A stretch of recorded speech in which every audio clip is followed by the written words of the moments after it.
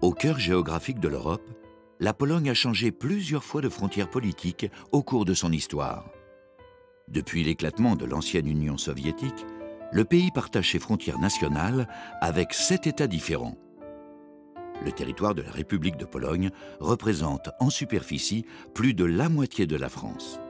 Le long d'une côte qui s'étire sur environ 500 km, la mer Baltique borde un pays très plat. 75% des terres se trouvent à moins de 200 mètres d'altitude. Dans le sud, le relief s'accentue. La chaîne des Carpates culmine en Pologne à 2500 mètres. La Pologne compte près de 40 millions d'habitants. Par sa population, le pays occupe le 6e rang parmi les nations européennes. La Pologne est un des rares États d'Europe centrale qui ne possède pas de minorité ethnique importante. En effet, 95% des habitants sont d'origine polonaise. La modernisation du pays avance à grands pas. Elle concerne le fonctionnement des institutions, mais aussi les infrastructures et l'équipement. Car les mentalités qui ont privilégié l'habitat collectif pendant des décennies ont aujourd'hui beaucoup changé. Le patrimoine architectural est soigneusement restauré. Dans ce domaine, la Pologne a réalisé de véritables prouesses pour relever les ruines laissées par la Deuxième Guerre mondiale.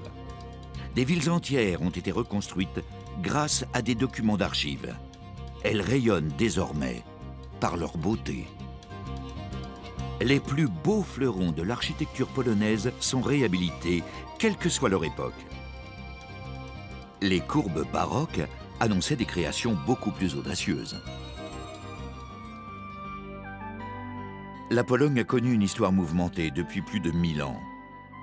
Les chevaliers teutoniques ont menacé le royaume dès le XIVe siècle. Et à plusieurs reprises, le pays fut dépecé par ses voisins. D'ailleurs, la Pologne a disparu de la carte pendant presque tout le XIXe siècle.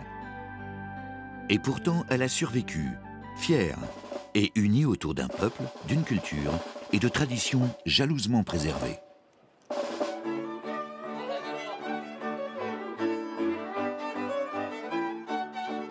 La plupart des traditions se sont perpétuées, comme la fabrication de la bière. La Pologne compte parmi les principaux producteurs de viande porcine en Europe. Le porc est toujours bien présent dans les coutumes alimentaires des Polonais, mais leur cuisine s'est également ouverte aux influences extérieures. La créativité et la fantaisie transportent même les restaurants, parfois installés dans un avion posé au bord de la route.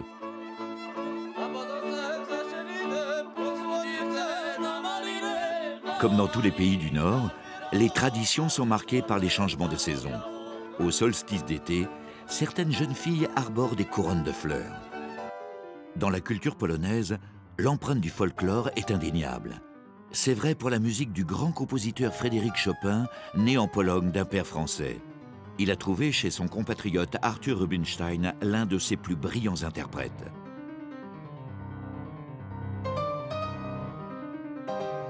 Les bouleversements politiques survenus dans le pays au XXe siècle ont souvent coïncidé avec d'importants changements dans l'art contemporain local.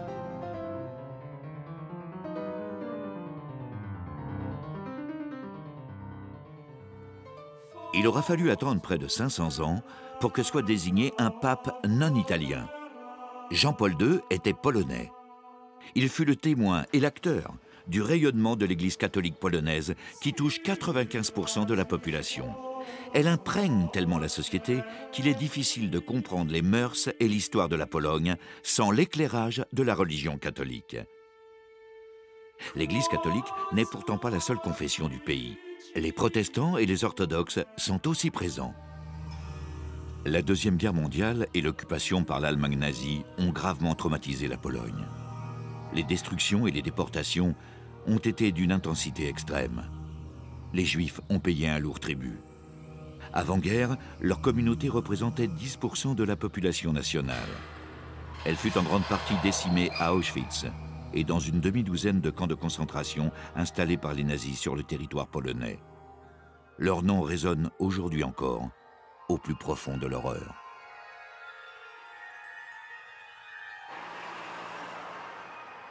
Le Parti communiste prit le pouvoir après la guerre.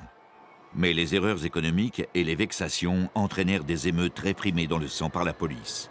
En 1970, la milice repoussa une vague de mécontentement lancée après l'augmentation du prix des produits alimentaires.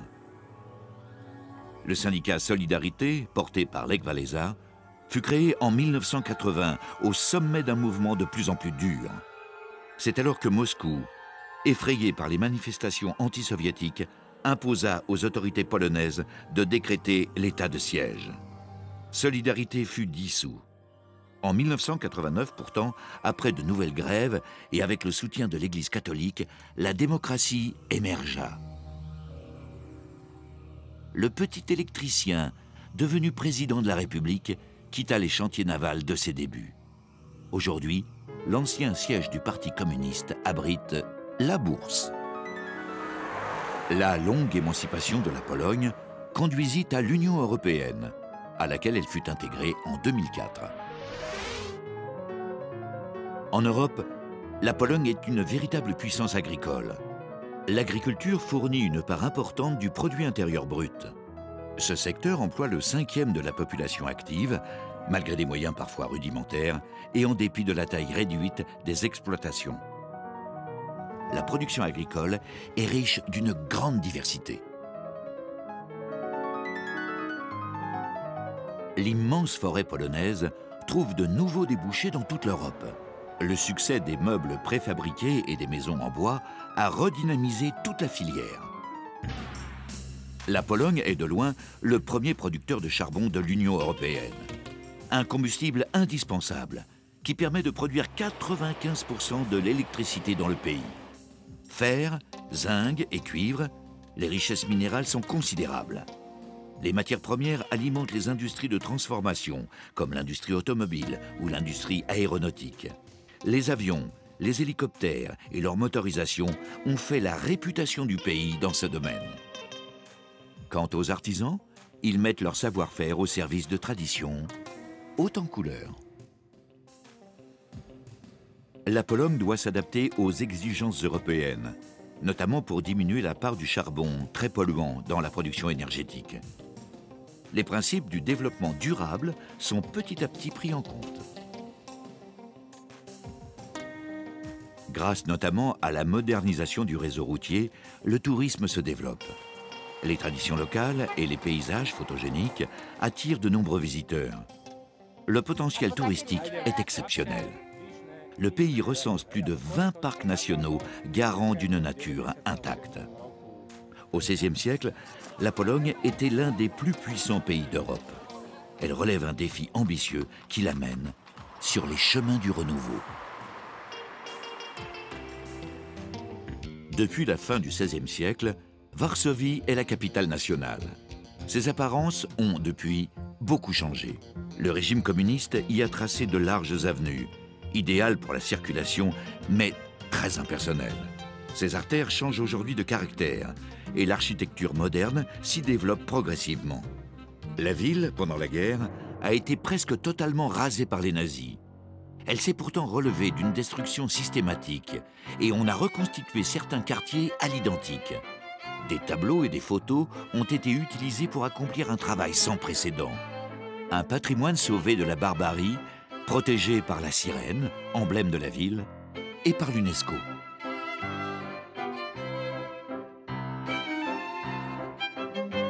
Reconstruit avec beaucoup de minutie, le château royal fut la résidence des rois de Pologne, puis le siège du Parlement. L'intérieur a également été restauré dans l'état où il se trouvait pendant la deuxième moitié du XVIIIe siècle. De nombreuses œuvres d'art avaient heureusement été mises à l'abri avant les destructions causées par les Allemands. Ces derniers, en effet, s'étaient appliqués à détruire méthodiquement les symboles de la culture et de la nation polonaise.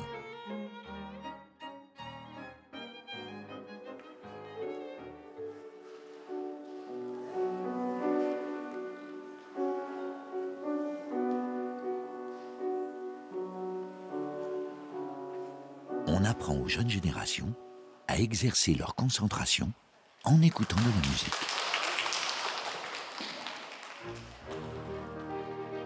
Sur l'enceinte de la vieille ville se dresse une barbacane, un bastion fortifié du XVIe siècle. La cité, fondée 2 siècles auparavant, a très tôt suscité les convoitises. Elle concentre rapidement les pouvoirs temporels et spirituels. Le grand nombre d'églises, élevées dans tous les styles, montre l'importance de Varsovie pour l'Église catholique, ainsi que pour tous les autres cultes.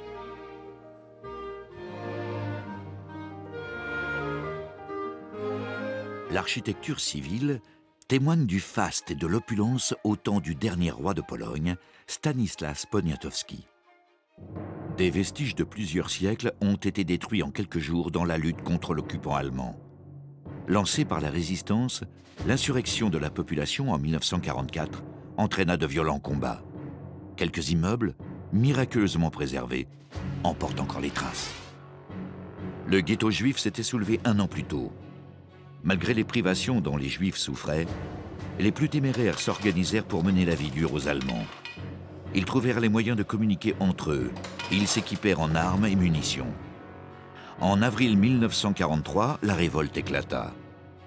À 1 contre 100, elle dura pendant 1 mois, en causant de graves pertes à l'ennemi.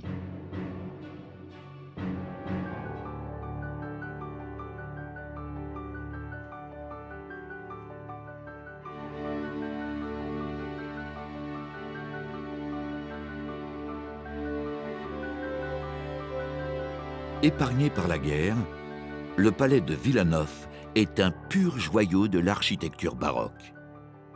Là où les édifices anciens étaient irrécupérables, l'architecture contemporaine a pris le relais. C'est le cas pour la bibliothèque de l'université, surmontée d'un étonnant jardin sur le toit.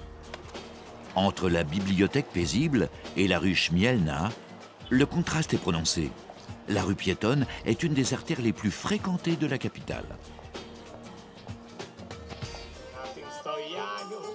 Un curieux groupe musical attire l'attention de le quartier de Praga. Il joue de la musique à la demande, comme un jukebox. On choisit un morceau en envoyant un SMS.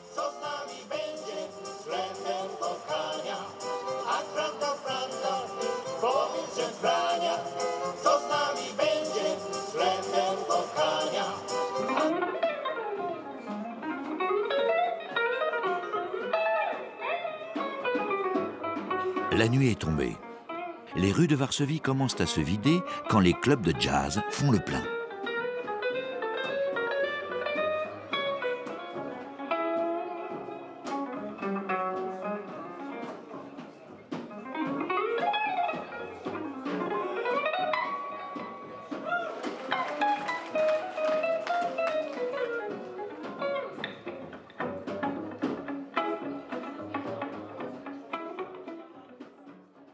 Au nord-est du pays, s'étend une région verdoyante et plate, la Mazurie. À part ces milliers de lacs, on y rencontre peu d'obstacles. Beaucoup estiment que la région est la plus belle de Pologne. C'est l'une des plus champêtres en tout cas.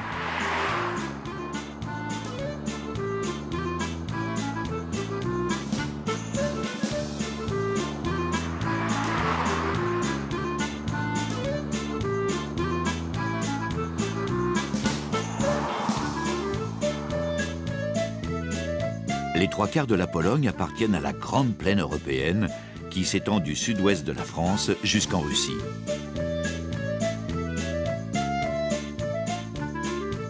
On rencontre en Mazurie des animaux familiers qui regardent passer les trains. D'autres espèces, chaque année, viennent s'installer dans la région pour la belle saison, la cigogne. L'échassier migrateur est bien accueilli. Les habitants prévoient même des supports adéquats pour favoriser la construction du nid. Pour Barbara Dochoulowska, les cigognes font presque partie de la famille. Les cigognes arrivent très tôt au printemps, fin mars, début avril.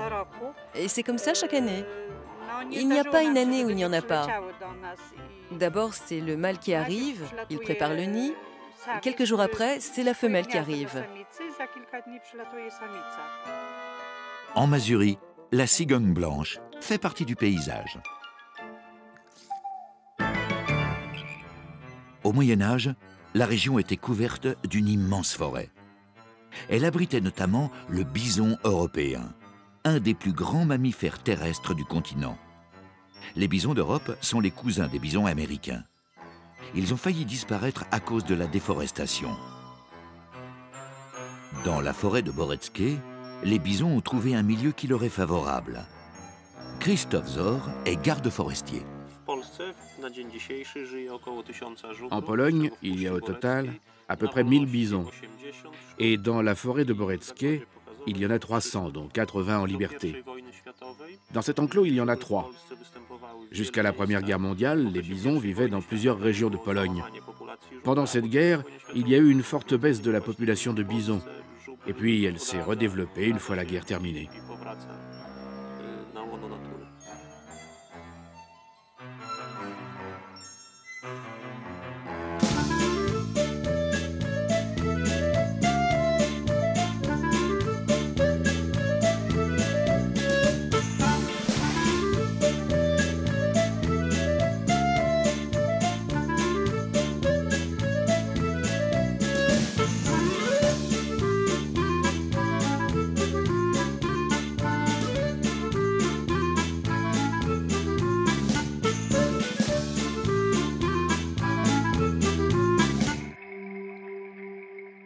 Les nombreux lacs de Masurie sont les vestiges de l'érosion glaciaire. En reculant, les glaciers qui couvraient la région ont creusé des dénivellations dans lesquelles l'eau s'est engouffrée. On a dénombré 4000 lacs. Certains sont reliés entre eux par des canaux.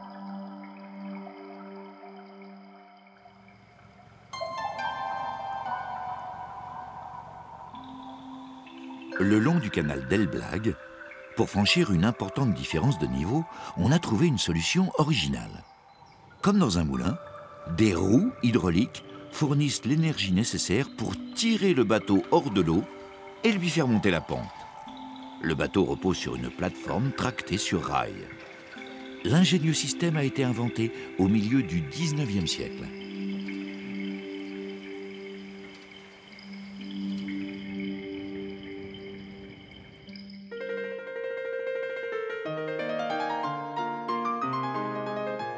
Sur une terre que se disputèrent longtemps la Prusse et la Pologne, se dresse le château de Malbork, une impressionnante forteresse construite en briques au XIIIe siècle, le plus grand ouvrage médiéval de ce genre en Europe. L'ensemble se compose en réalité de 3 châteaux imbriqués les uns dans les autres. Malbork servit de quartier général aux célèbres chevaliers teutoniques quand ils quittèrent la Terre Sainte à la fin des croisades. Au XIVe siècle, les redoutables moines soldats régnaient sur une bonne partie du nord de la Pologne actuelle. Un siècle plus tard, il faudra l'intervention du royaume de Pologne pour enrayer la domination de la fameuse croix pâtée.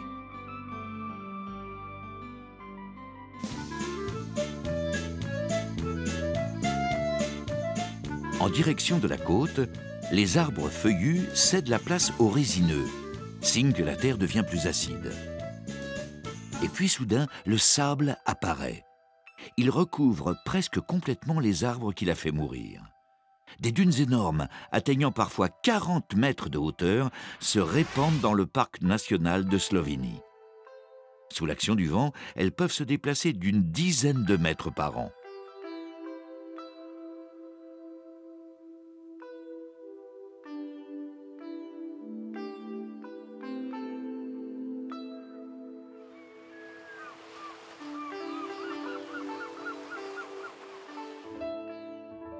Les mouvements des dunes ont été tellement importants qu'au XVIe siècle, le sable a envahi la ville voisine de Leba.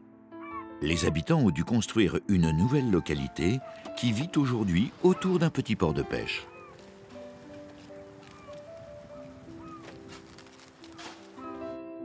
Sur la côte de la mer Baltique, Sopot est la capitale estivale de la Pologne. On vient en villégiature dans une cité animée par de nombreuses manifestations culturelles.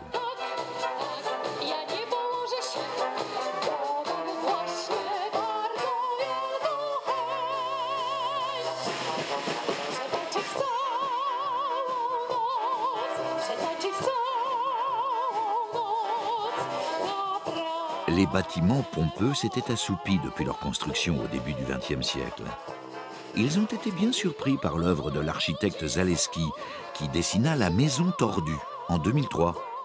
Elle semble sortie en droite ligne, si l'on ose dire, d'un dessin animé de Walt Disney. Elle serait la maison la plus photographiée de Pologne.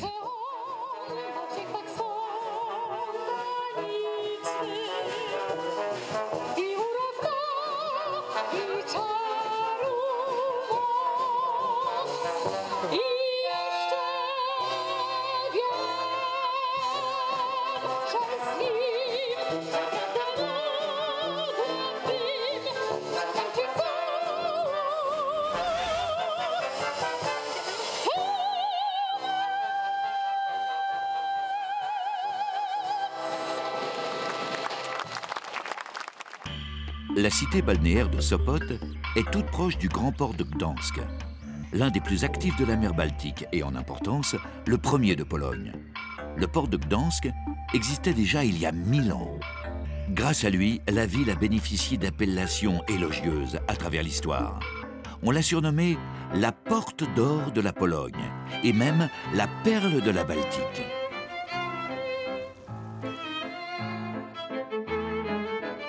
Au milieu du XIVe siècle, la ville de Gdansk était membre d'une association commerciale, la Hanse. Elle regroupait à l'origine des villes allemandes, puis elle s'étendit à l'Europe du Nord et enfin à toute l'Europe.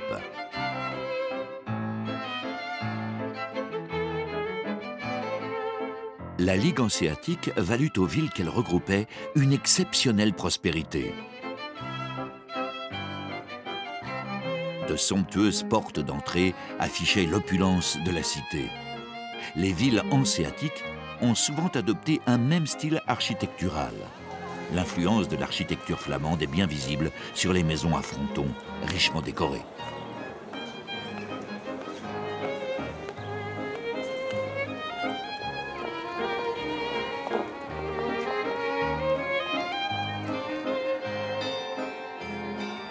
C'est la découverte de l'Amérique qui modifia les grandes routes commerciales et sonna le glas de la Hanse.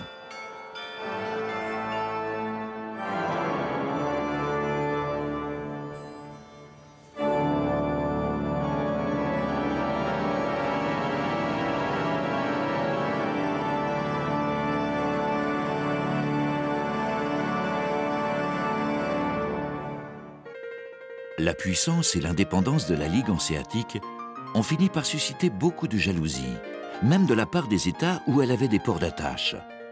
La Hanse sera dissoute au XVIIe siècle et la ville de Gdansk en subira le contre-coup.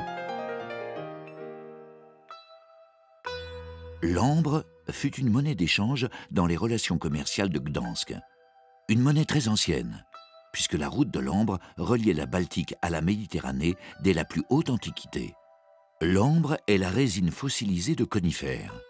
Mystérieusement, la mer Baltique la rejette sur les plages du littoral qu'on appelle aussi la côte de l'ambre. La résine provient d'une immense forêt de conifères qui a été recouverte par la mer.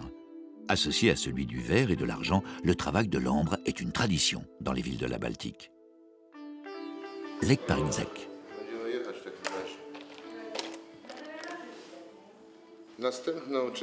On termine par un polissage qui donne la forme définitive à la pierre.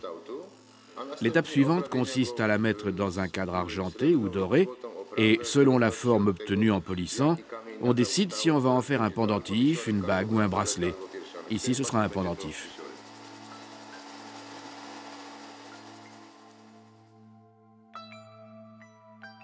Les Grecs de l'Antiquité ont découvert que l'ambre, frotté avec un tissu, se chargeait en électricité statique. Ils l'ont appelé électron, c'est-à-dire fait par le Soleil, le Soleil étant la plus forte source d'énergie. Les couleurs de l'ambre varient du jaune au brun. Il est plus ou moins translucide selon la quantité d'air emprisonné à l'intérieur.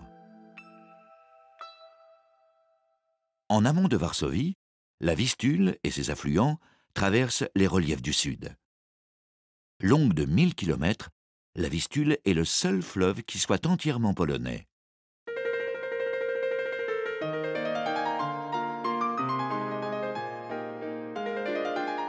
Au bord de la Vistule, la ville de Kazimierz Dolny connut la prospérité grâce au commerce des céréales. Les négociants enrichis élevèrent de splendides demeures au style Renaissance.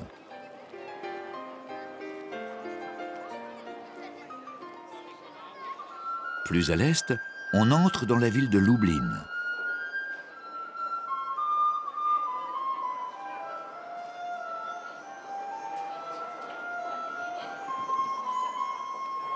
La cité a été occupée par les Autrichiens à la fin du XVIIIe siècle, puis elle l'a été par les Russes au début du XIXe.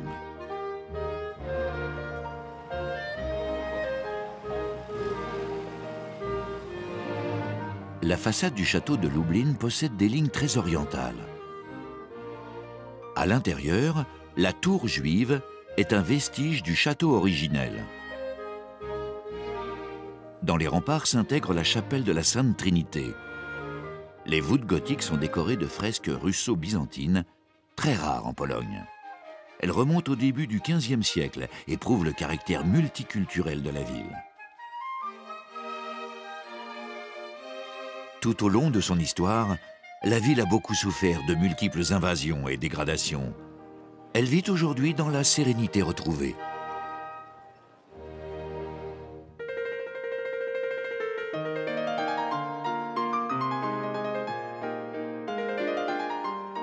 En direction de la frontière avec l'Ukraine, apparaît la localité de Zamość. Elle fut créée à la fin du XVIe siècle selon un plan simple et symétrique. La grande place du marché est le centre géométrique de la cité. La ville resta la propriété de la famille qui l'avait fondée jusqu'en 1944. Midi moins 5. Dans la tour de l'hôtel de ville, un homme endosse une cape traditionnelle.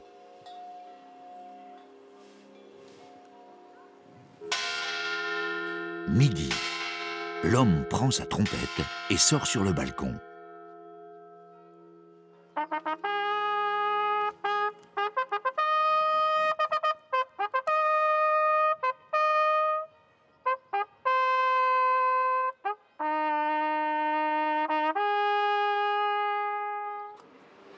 Selon la tradition, la trompette retentit tous les jours à la même heure. Plus au sud, dans la région de la Malopolska, un site minier est en activité depuis des siècles, la mine de sel de Wieliczka.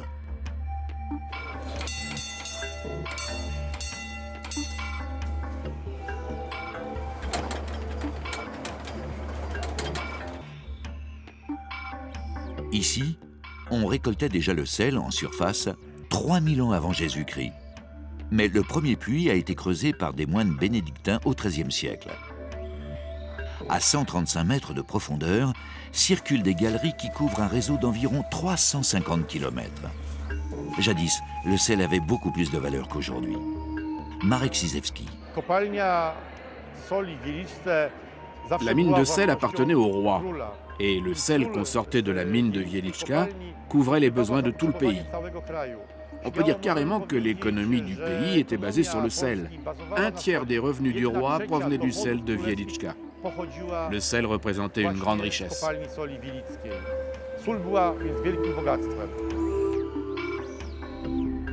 Dans la mine règne un microclimat spécifique qui permet de soigner l'asthme et certaines allergies.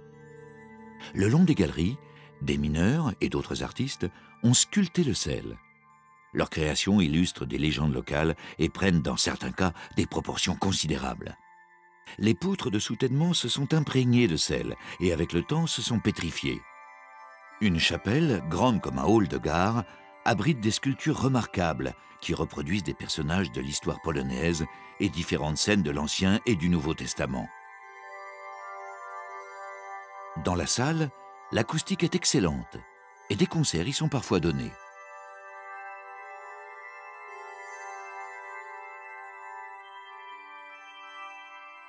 Comme partout en Pologne, le pape Jean-Paul II figure en bonne place.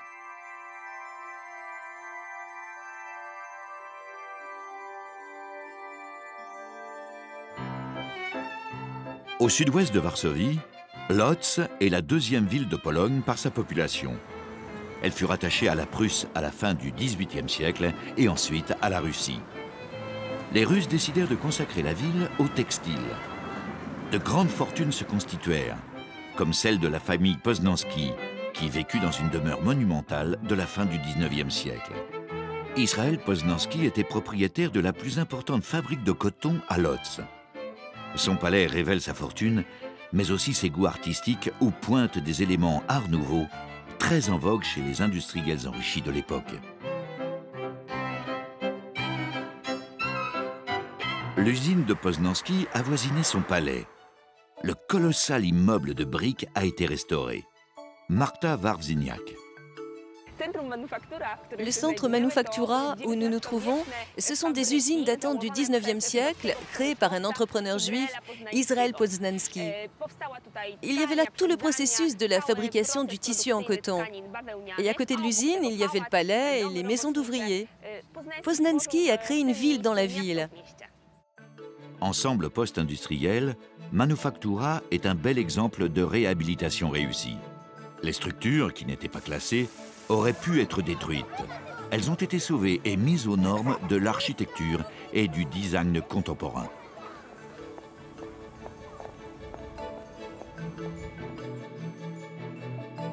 Un musée retrace l'histoire du textile et de sa fabrication. En un demi-siècle, l'activité industrielle a transformé la petite bourgade de Łódź en une métropole où plusieurs nationalités se sont mélangées. L'usine de Poznański couvrait plusieurs centaines d'hectares où étaient rassemblées les machines et les techniques les plus performantes de l'époque. Agnieszka Ziemiędowska. L'administration royale a accordé l'usage de terrains pour encourager l'installation de l'industrie textile dans cette région. Et à partir de 1823, des ouvriers des différents corps de métier, en provenance de Silésie, de Tchéquie, d'Allemagne, se sont installés à Łódź. Certains filaient le coton, d'autres s'occupaient du tissage, d'autres encore de la teinture. À côté des techniques de production, le musée présente aussi différentes créations artistiques, des broderies et des impressions sur tissu.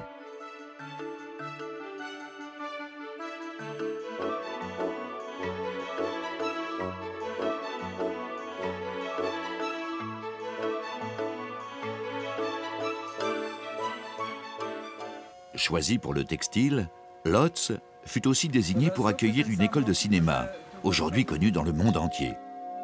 Andrzej Bednarek. La plupart des grands réalisateurs polonais connus mondialement ont étudié dans notre école, comme Roman Polanski, Andrzej Wajda, Krzysztof Kieślowski, Jerzy Skolimowski, Krzysztof Zanussi, et également tous les grands opérateurs de prise de vue. Ils ont tous étudié ici. Comme dans d'autres pays européens, la création cinématographique polonaise est soutenue par différentes institutions nationales, comme l'Institut polonais de l'art cinématographique. En Pologne, on produit plusieurs dizaines de films de fiction par an, et aussi de nombreux documentaires. Le musée du cinéma est installé dans la demeure d'un autre industriel du textile. On y expose du matériel et une curiosité, un stéréofantascope du 19e siècle, qui reconstitue le relief et le mouvement à partir de photos. Le Łódź Art Center se trouve également dans un immeuble vestige de l'industrie du textile. Le centre existe depuis 2005. Il encourage et organise de nombreuses manifestations artistiques dans différents domaines, du design à la peinture, en passant par la photographie.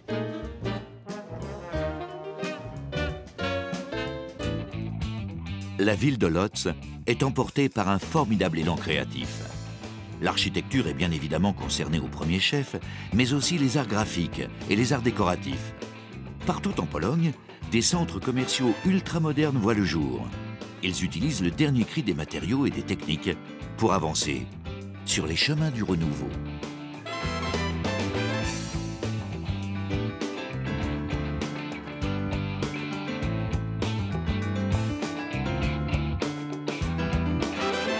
Un hôtel design s'est étonnamment intégré à l'ancienne usine textile de Poznański.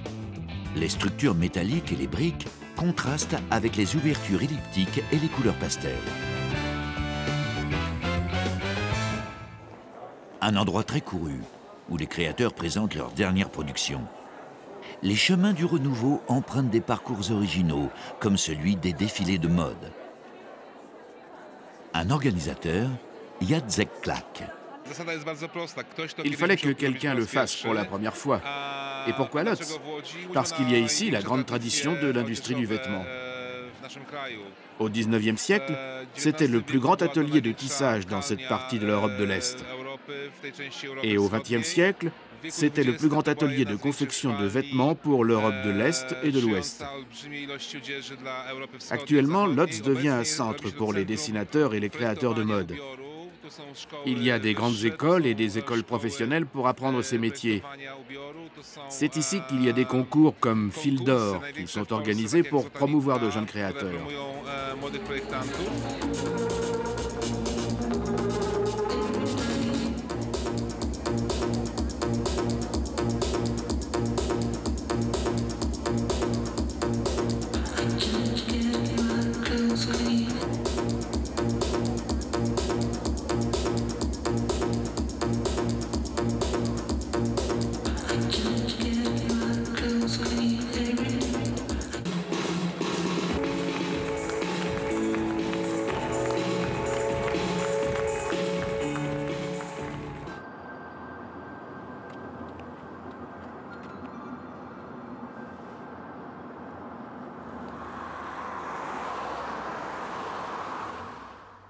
En prenant la direction du sud, le relief s'élève progressivement.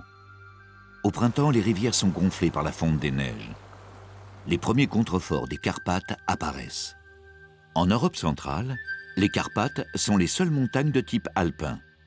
Elles sont proches des Alpes pour leur climat, leur végétation, leur altitude et leurs formes effilées. Elles se divisent en plusieurs petites chaînes, comme les Tatras, où se niche la ville de Zakopane, tout près de la frontière avec la Slovaquie.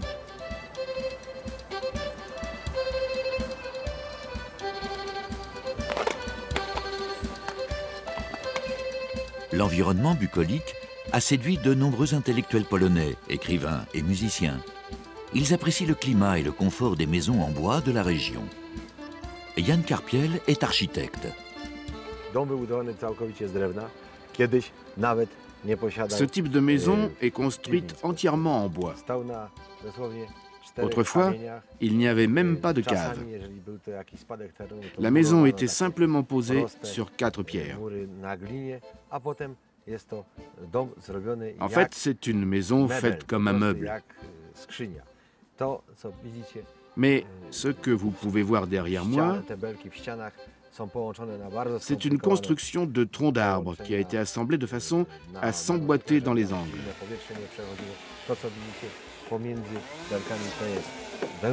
Et en ce qui concerne l'isolation, on comble les espaces entre les troncs avec de la laine.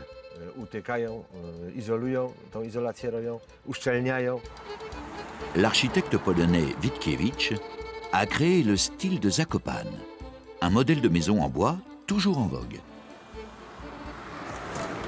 Zakopane doit une bonne part de son essor à la pratique des sports d'hiver.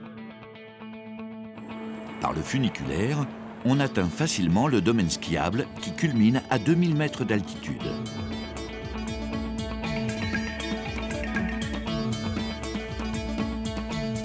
La luge d'été procure aussi des sensations fortes.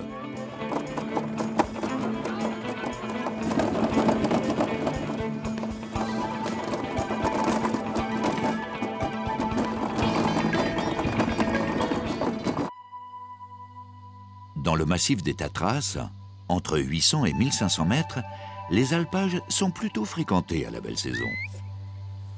Władysław Butz est berger et avec ses 2 chiens, il part à la rencontre de son troupeau. Les moutons arrivent dans la montagne au mois de mai. Ils y resteront jusqu'en septembre. Avec le lait de leurs brebis, les bergers fabriquent un fromage dont les origines remontent au Moyen-Âge. On prend du lait de brebis, un peu de poudre fermentante, on mélange ça dans un tonneau, et puis après ça monte, un peu comme avec de la levure. C'est comme ça qu'on fabrique le fromage qui s'appelle odsipek. Dès que la traite est terminée, le lait récolté est transformé sur place. Dans une cuve, le fromage est mis à maturation pendant 5 à 10 heures à température ambiante. Puis, on procède à une maturation chaude, avant d'ajouter la présure, une substance qui fait cailler le lait. Ensuite, le fromage est suspendu pour qu'il égoutte en éliminant l'eau et le petit lait.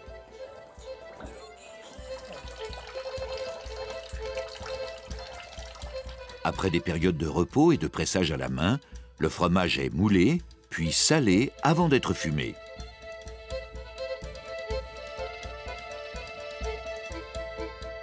L'odzipek traditionnel au lait cru a été reconnu par l'Union européenne comme produit régional. L'appellation odzipek est désormais protégée. Sur les étals des marchés, on trouve l'odzipek sous différentes formes, la plupart du temps en fuseau ou en cylindre. Zakopane possède d'autres ressources, les cuirs et les peaux d'un cheptel varié. Les fourrures sont bien utiles dans une région où la température moyenne annuelle dépasse à peine 4 degrés. Je vends des produits en cuir, des peaux de mouton, de chèvre et de vache. Voilà une peau de notre région, de Zakopane. Le climat des Tatras est aussi influencé par un vent très fort, le Halni, qui peut souffler à près de 300 km/h. Heureusement, c'est un vent chaud.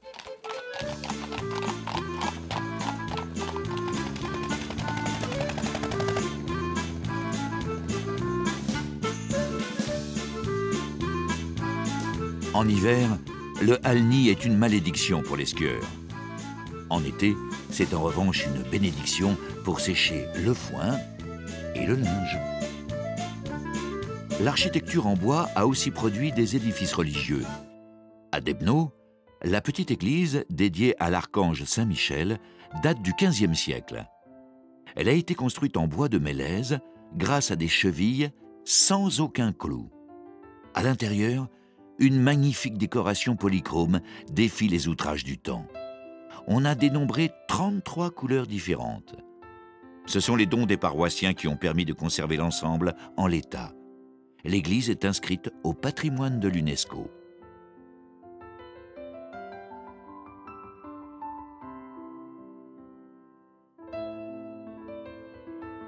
Depuis le XIVe siècle, au bord du lac artificiel de Storstin, veillent 2 châteaux. Leur présence vigilante est due à l'ancien tracé de la frontière avec le royaume de Hongrie.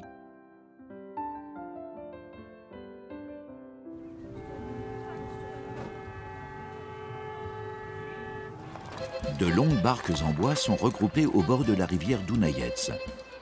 Elles sont assemblées avec des cordages pour former un radeau à la fois souple et solide.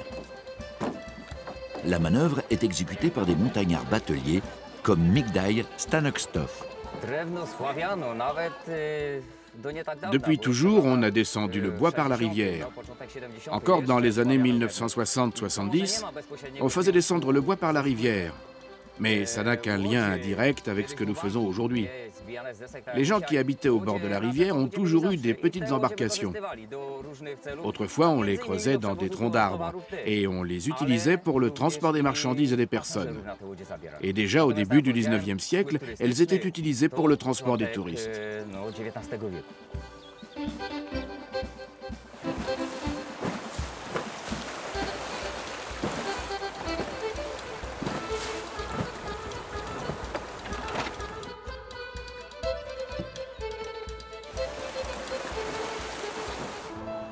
Le long de la frontière slovaque, la route passe par Horohův et ses maisons traditionnelles en bois, construites sans le moindre clou. Ici, le travail du bois est un art. Et Jan Zider est sculpteur. Je m'inspire de thèmes religieux dans mon travail créatif. Et je suis spécialisé dans les crèches. Récemment, j'ai sculpté un Christ en bois d'1,80 m pour une église de Zakopane. Là, je travaille sur une image de la scène d'après Léonard de Vinci, mais je la sculpte bien évidemment à ma manière. Dans un pays aussi profondément catholique, la plupart des commandes passées à l'artiste, comme ses sources d'inspiration, sont en grande partie d'ordre religieux.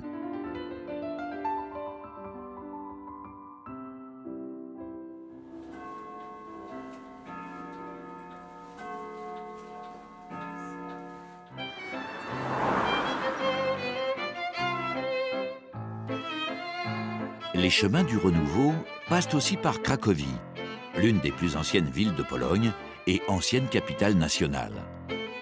La place du marché compte parmi les plus grandes places médiévales d'Europe. Au centre de la place s'élève la Halle aux Draps, un vieux marché couvert. Il accueille aujourd'hui de nombreuses boutiques spécialisées dans l'artisanat du pays.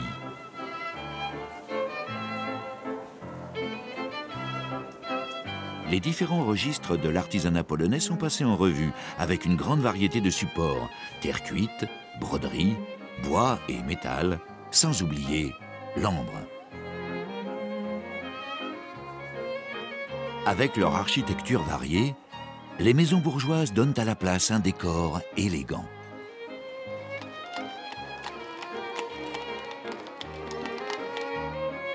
La plus ancienne partie de l'église Notre-Dame remonte au XIIIe siècle. Ce jour-là, on y prépare une cérémonie en l'honneur des artisans. La décoration intérieure de l'église gothique surprend par la profusion des dorures, des peintures et des sculptures en bois, certaines datant du XVe siècle.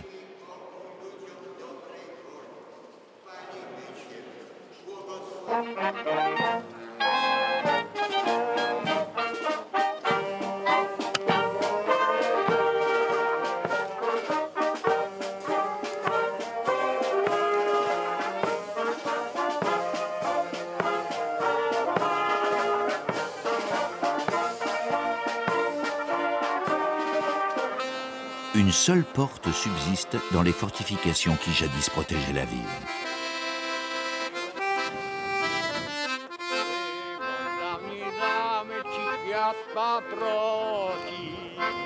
Cracovie possède aussi l'une des plus vieilles universités d'Europe centrale. Le célèbre astronome Nicolas Copernic y fut étudiant.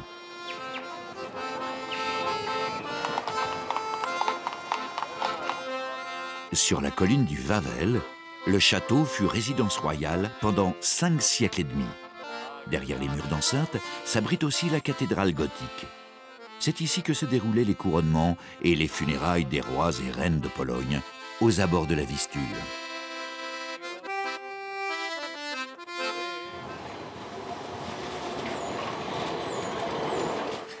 Cracovie est une ville importante pour l'Église catholique polonaise.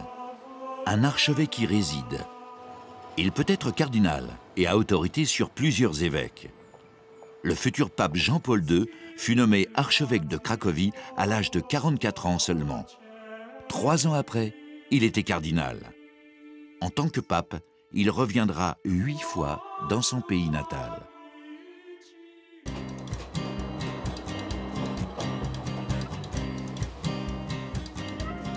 Kazimierz était une ville indépendante. Les Juifs en firent leur quartier avant que la cité ne soit rattachée à Cracovie. Pendant la Deuxième Guerre mondiale, un industriel allemand y fabriquait des émaux. Il s'appelait Oskar Schindler et sauva de nombreux Juifs. Steven Spielberg lui a consacré un film qu'il a tourné ici.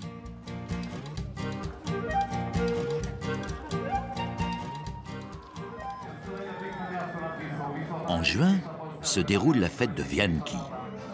Les jeunes filles portent des couronnes de fleurs qu'elles jetteront dans la Vistule pour connaître leur avenir amoureux. Dans la ville qui se considère capitale culturelle de la Pologne, les fêtes traditionnelles s'accommodent très bien des rythmes contemporains.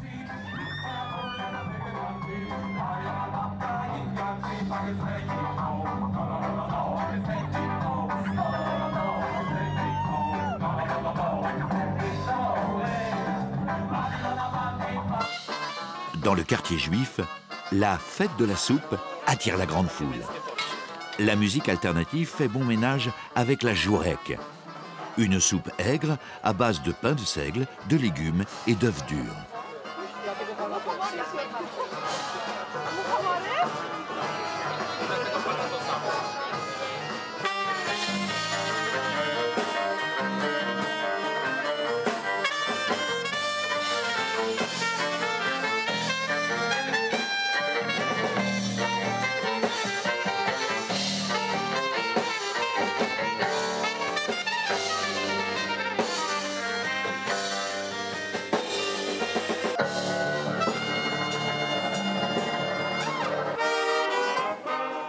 Les cuivres servent des musiques très différentes, avec la même conviction.